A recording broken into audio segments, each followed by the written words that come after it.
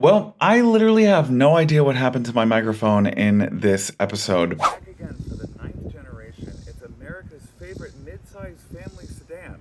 But I will not subject you to the cicadas and the wind blowing into the iPhone microphone. Therefore, the first half of the video, I will be doing some voiceover and some B-roll to showcase the all-new 2025 Toyota Camry XSE, which is the top of the line, and we're going to test it out today.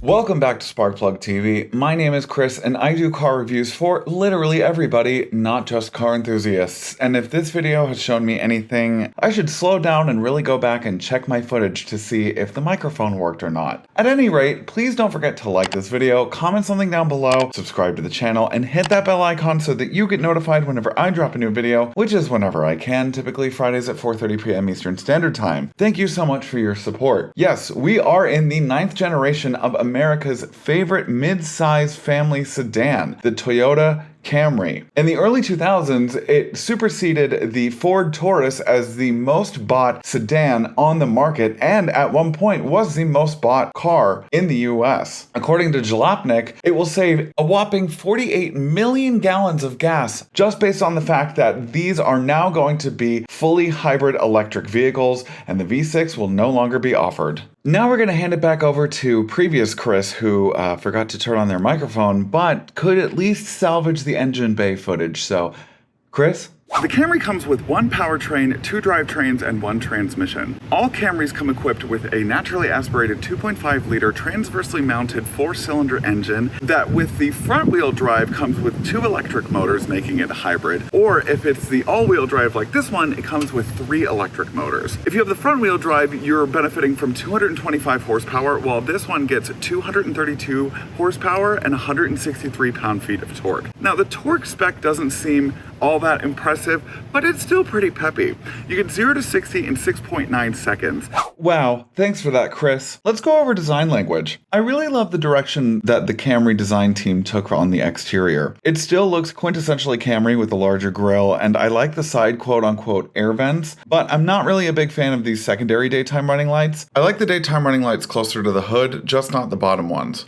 The back end is probably the most quintessentially Camry looking, with the tail lamps closely mimicking the previous generation. This XSE has the raised Camry lettering with the piano gloss black bar as opposed to a light bar situation coupled with the LED tail lamps. It has a 15.1 total cubic feet of trunk space and opens virtually on its own. The Camry comes in 4 different trim levels starting at $29,535 for the LE. This is the top of the line XSE starting at $35,735.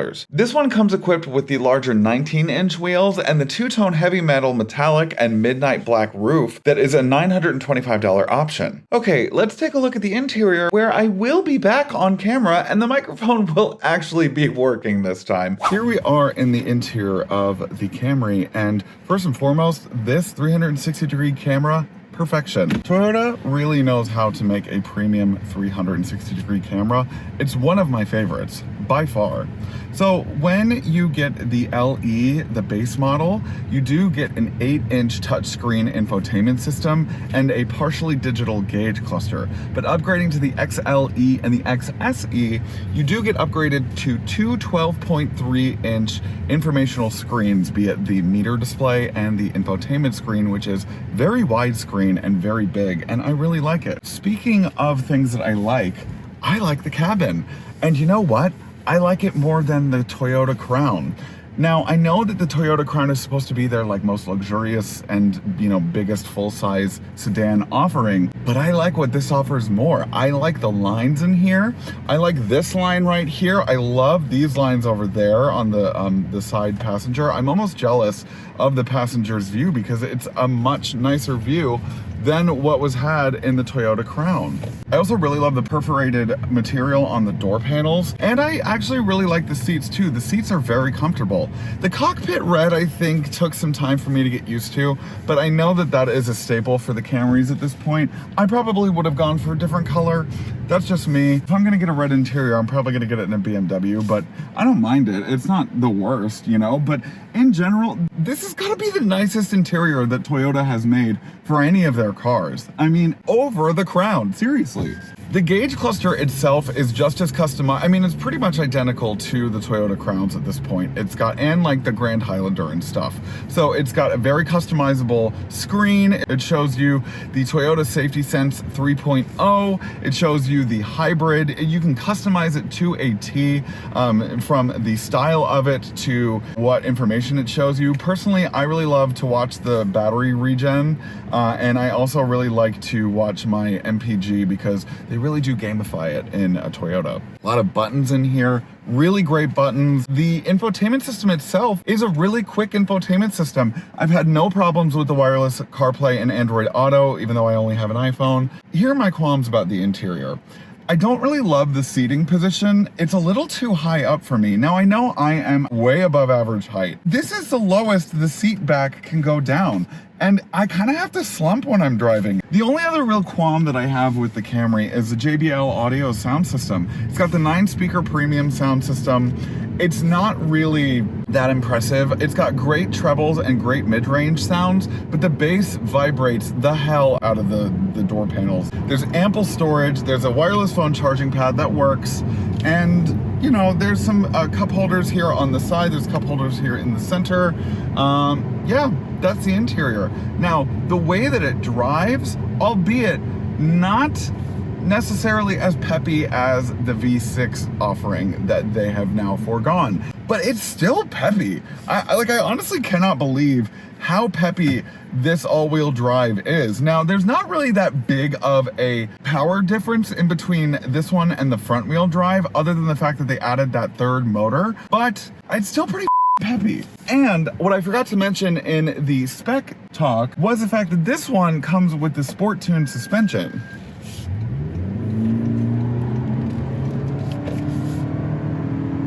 So it's tuned really well. Like around corners, it's actually really, really dependable. I actually enjoy pushing this thing to its limit because it can actually do it. You know, I think this is similar in size to the Lexus ES. Like, look at that. I did that with ease and with one hand. So this is similar in size to the Lexus ES. And when I had that, I was pleasantly surprised by that. And I'm pleasantly surprised by how this performs in the powertrain and in the suspension offering. It is tight enough that it offers you confidence in cornering. My only qualm about it is the eCVT. Now, I understand that that's the only transmission that is offered.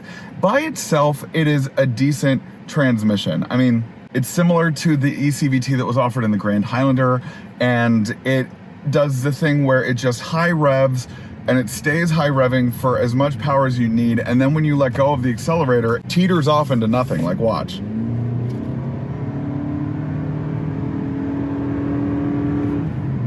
And then that's it. Like, they didn't program the transmission to have any fake sequential nature to it. It just is. That's not necessarily for me, but they also included paddle shifters, which are good for downshifting. But when you put it into sport mode, and then when you put the transmission into sport mode, it doesn't really do much of anything. But that's not to say that the sport mode isn't really good. I mean, because it's a really good performing car. All right, well, that does it for me today. Thank you all so much for watching today's video. Please don't forget to like, comment, subscribe, and hit that bell icon so that you get notified whenever I drop a new video, which is typically Friday at 4:30 p.m. Eastern Standard Time. Thank you so much. Now, I am pleasantly surprised by the new Toyota Camry XSE. Previously, did I ever even think about a Toyota Camry? Not necessarily.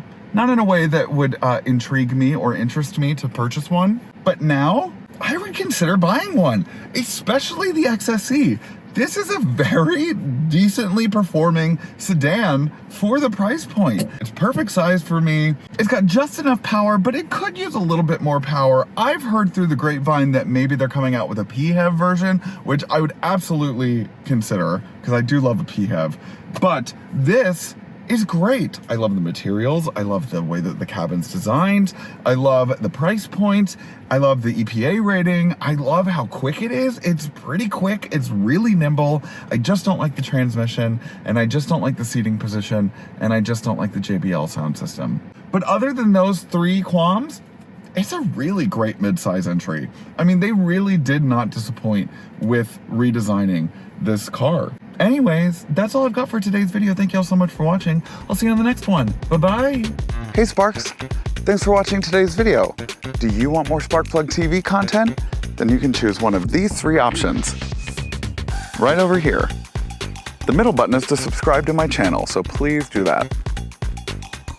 Right over here. These three. I can't see them in real life, but they're right here.